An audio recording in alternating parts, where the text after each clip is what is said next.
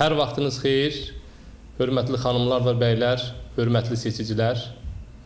Mən Məhəmməd Əmin Rəsulzadənin ulu öndərimizin rəhbərlik elədiyi Müsavat Partiyasının və Əbülfəz Elçi bəyin rəhbərlik elədiyi Azərbaycan Xalq Cəbhəsi Partiyasının birləşdiyi AXCP Müsavat seçki blokunun 8 saylı Binəqədi 1-ci seçki dairəsindən vahid namizədiyəm.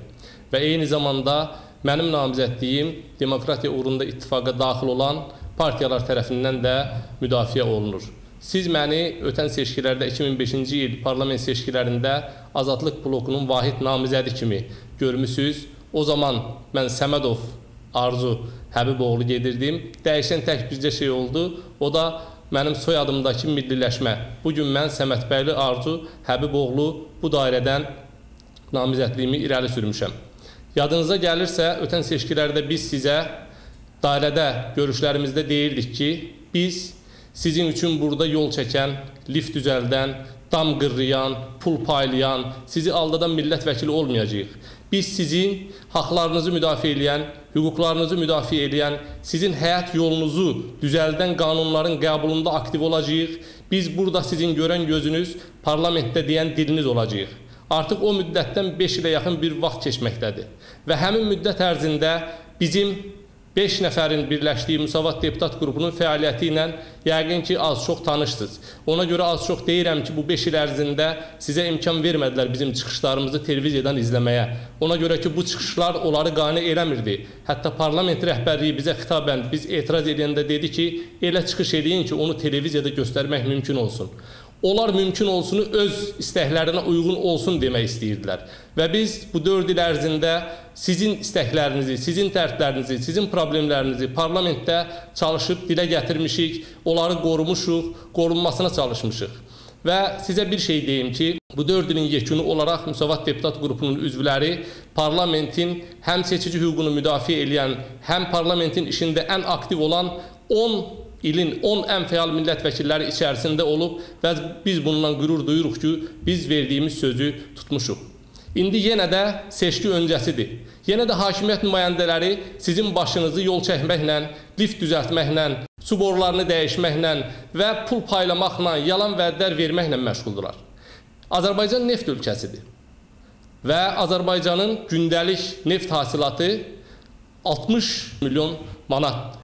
Və bu o deməkdir ki, bir il ərzində Azərbaycan büdcəsinə neftdən gələn gəlir 20 milyarda yaxındır. Bir ay ərzində 1 milyard 800 milyon manatdır.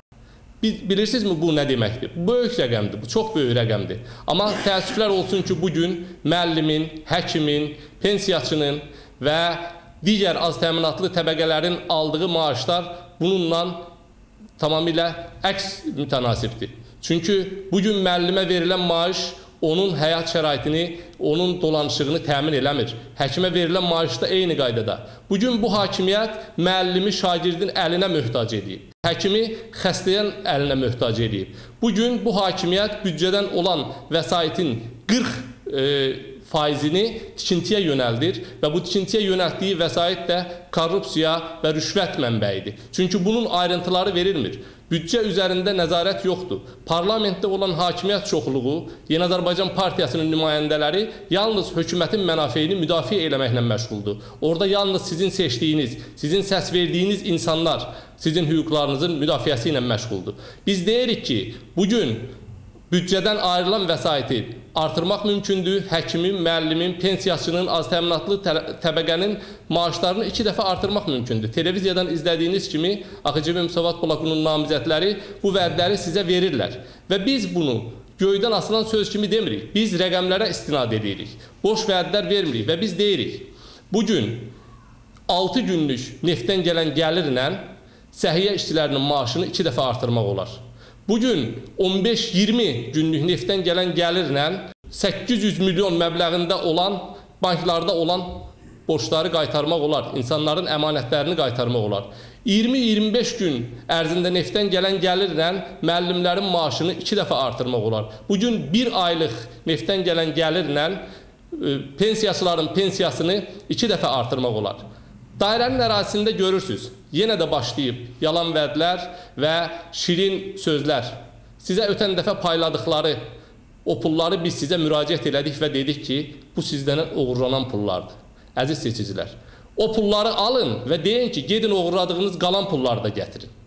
Çünki bu pullar sizin vəsaitlərinizdir. Bunların korrupsiya və rüşvət yolu ilə əldə elədiyi pullar sadəcə olaraq seçki öncəsi öz təbliğatlarına yönəldirlər və gəlib sizin səsinizi pulla alırlar. Siz o pulları alın, sizin pullarınızdır. Amma siz səsinizi pula satmayın. Səsi pula satmaq, evlatların gələcəyini pula satmaqdır. Və bu bir ay, bu hakimiyyət ona görə sizə az maaş verir ki, hər seçkidən seçkiyə, o müəllimə, o komissiya üzvlərinə az bir məbləğlə pul verməklə bu seçkiləri saxtalaşdırmağa məcbur eləsinlər. Ancaq biz sizə müraciət edərək deyirik ki, siz heç bir şeydən qorxmayın.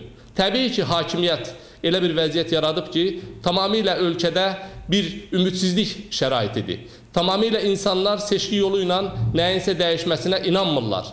İnsanları yalnız çörək puluna möhtac edib bu hakimiyyət və insanlar evlərində oturub ümidsiz vəziyyətdə gözləyirlər. Tutaq ki, mən getdim, səs verdim. Sonra nə olsun?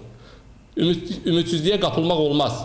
Evlərdə oturmaq, dərdlərin və problemlərin üzərində oturmaq deməkdir. Siz seçki məntəqələrinə gəlməklə, səs verməklə, siz bu hakimiyyətin seçkiləri saxtalaşdırma imkanını məhdudlaşdırmış olursunuz. Ən azından bir vətəndaş kimi, bir seçici kimi öz hüququnuzdan istifadə eləməklə həm bir vətəndaş borcundan çıxmış olursunuz, eyni zamanda da hakimiyyət nümayəndələrinə sizin əvəzinizdən saxta imza atmağa, saxta səs verməyə imkan vermirsiniz.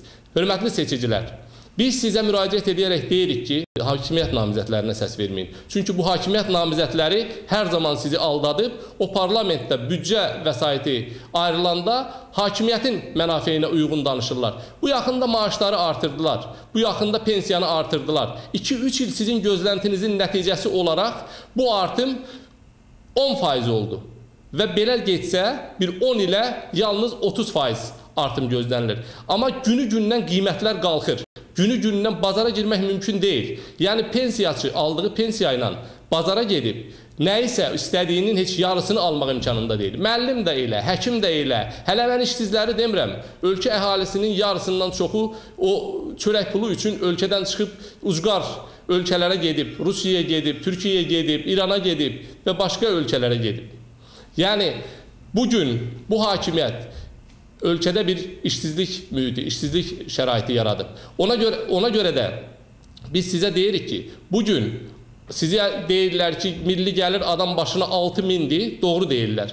Amma milli gəlir adam başına 35.000 olan ölkələrdəki qiymətlərdən Azərbaycandakı qiymətlər daha bahadır. Bu o anlama gəlir ki, bu hakimiyyət bu müqayisə ilə sizin maaşlarınızı 5 dəfə, 6 dəfə artırmalıdır. Hörmətli seçicilər, siz 7 noyabrda seçki məntəqələrinə gəlin, ürəyinizin istədiyi namizədə səs verin və bu namizədlərin içərisində sizin sözünüzü kim deyəcəksə, kimə inanırsınızsa onlara səs verin və sizi AKCP Müsavat seçki blokunun namizədlərinə və demokratik qüvvələrin namizədlərinə səs verməyə çağırıram. Sağ olun.